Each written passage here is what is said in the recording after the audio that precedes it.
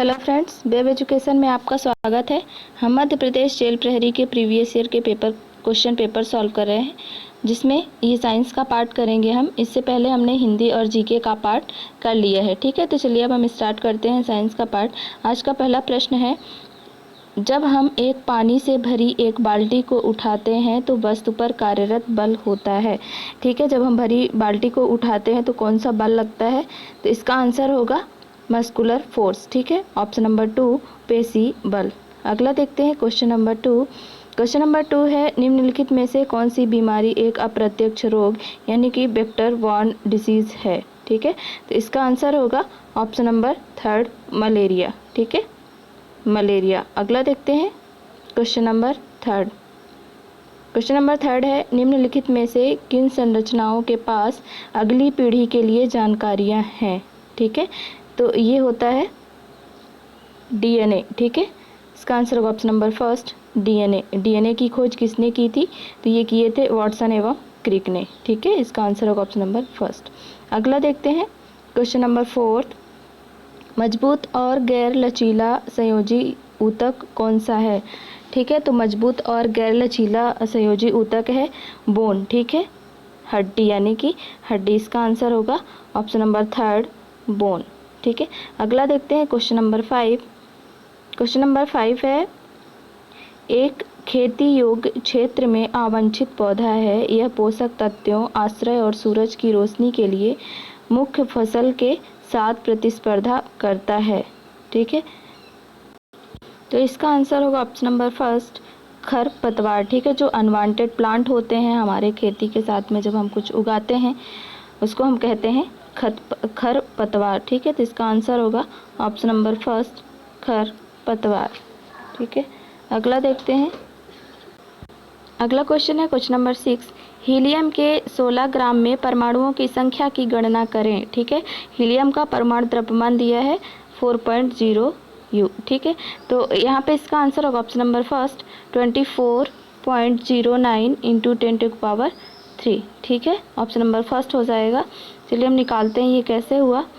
ये होगा, इसका फॉर्मूला होता है, एक मिनट, इसका फॉर्मूला होता है weight upon atomic weight.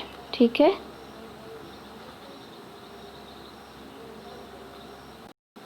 Weight upon atomic weight formula होता है। तो वेट दिया हुआ है 16 ग्राम। ठीक है, और एटॉमिक वेट दिया हुआ है यहाँ पे परमाणु द्रव्यमान 4, तो ये हो जाएगा 4। और 1 मोल बराबर होता है 6.023 इंटू 10⁻3। ठीक है, 6.023 इंटू 10⁻3। तो हम इसको इंटू कर देंगे किससे? 6.023 को गुणा कर देंगे 6.023 इंटू 10⁻23 को हम 4 से इंटू करेंगे तो ये आएगा 24.09 इंटू 10⁻3। ठीक है, ये इसका आंसर हो जाएगा। अगले देखते हैं क्वेश्चन नंबर 7। क्वेश्चन नंबर 7 है, एक परमाणु के नाभिक की खोज इनके द्वारा की गई थी। तो परमाणु के नाभिक की खोज किसके द्वारा की गई थी?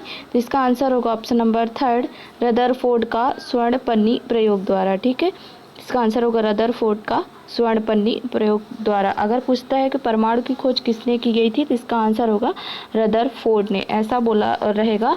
और अगर ये बोलेगा कि परमाणु के नाभिक की खोज किसके द्वारा की गई थी तो रदरफोर्ड का स्वर्णपन्नी प्रयोग द्वारा। ठीक है, अगला देखते हैं क्वेश्चन नंबर 8। क्वेश्चन नंबर 8 है, जंग का रासायनिक सूत्र है। तो जंग का रासायनिक सूत्र होता है Fe2O3। ठीक है, इसका आंसर होगा ऑप्शन नंबर 4 Fe2O3। और जंग का रासायनिक नाम क्या होता है? तो ये होता है फेरिक ऑक्साइड। ठीक है, फेरिक ऑक्साइड। अगला देखते हैं क्वेश्चन नंबर 9। क्वेश्चन नंबर 9 है, एक माचिस की डिबिया की लंबाई मीटर के पैमाने पर रख कर मापी जाती है। यदि एक सिरा 25.7 सेंटीमीटर पर है और दूसरा 29.2 सेंटीमीटर है तो माचिस की डिबिया की वास्तविक लंबाई होगी। तो ये जो है ये बोला है कि एक माचिस की डिबिया की लंबाई मीटर के पैमाने पर रख कर मापी जाती है। ठीक है, तो मीटर का पैमाना लेते हैं हम, इस पर रख कर माचिस की डिबिया अगर मापी जाती है तो एक सिरा है कितना 29.2 और एक सिरा है 25.7, तो हम इसको इससे माइनस कर देंगे तो आएगा 3.5। ठीक है, तो इसका आंसर होगा option number 2 3.5 centimetre.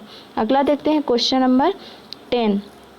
Question number 10 है खोखली ईंटों से बनी बाहरी दीवारों वाले घर कैसे होते हैं। ठीक है, तो ये होगा खोखली ईंटों से बनी बाहरी दीवारों वाले घर हवा को फंसाते हैं और गर्मियों में कमरों को ठंडा रखते हैं। ठीक है, मोस्टली कई जगह ऐसे ही घर बनाए जाते हैं खोखली ईंटों वाले घर, जिससे कि हवा फंसे और गर्मियों में कमरे ठंडे रहें। ठीक है, क्योंकि उनके घर में गर्मी ना लगे।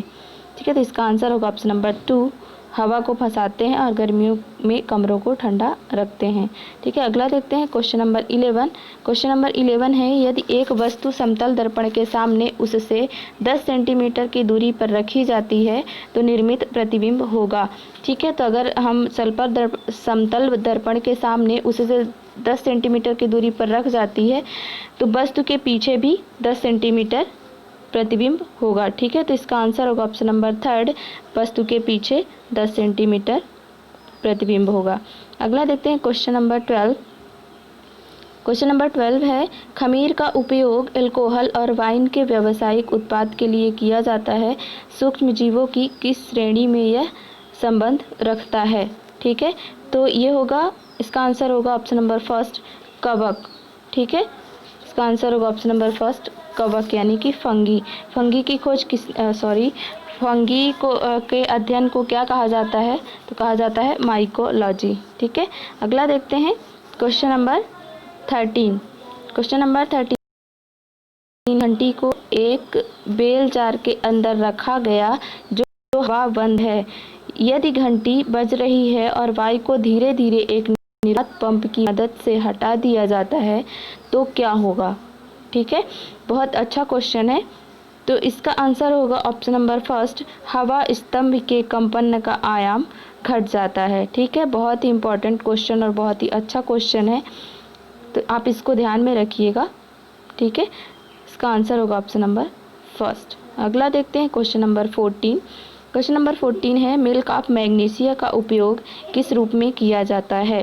ठीक है, मिल्क ऑफ मैग्नीशिया का उपयोग किस रूप में किया जाता है, तो इसका आंसर होगा ऑप्शन नंबर 4 तत्वनाशक। ठीक है, अम्ल तत्वनाशक। अगला देखते हैं क्वेश्चन नंबर 15। क्वेश्चन नंबर 15 है भूकंप क्षेत्र में किस प्रकार की इमारतें अधिक सुरक्षा प्रदान करती हैं। तो जहाँ पे भूकंप आते हैं उस क्षेत्र में किस प्रकार की इमारतें अधिक सुटेबल होती हैं, तो ये इसका आंसर होगा ऑप्शन नंबर 1 भूकंप रोधी इमारतें। ठीक है, इसका आंसर होगा ऑप्शन नंबर 1। अगला देखते हैं क्वेश्चन नंबर 16। क्वेश्चन नंबर 16 है निम्नलिखित में से कौन सा एक रासायनिक परिवर्तन है।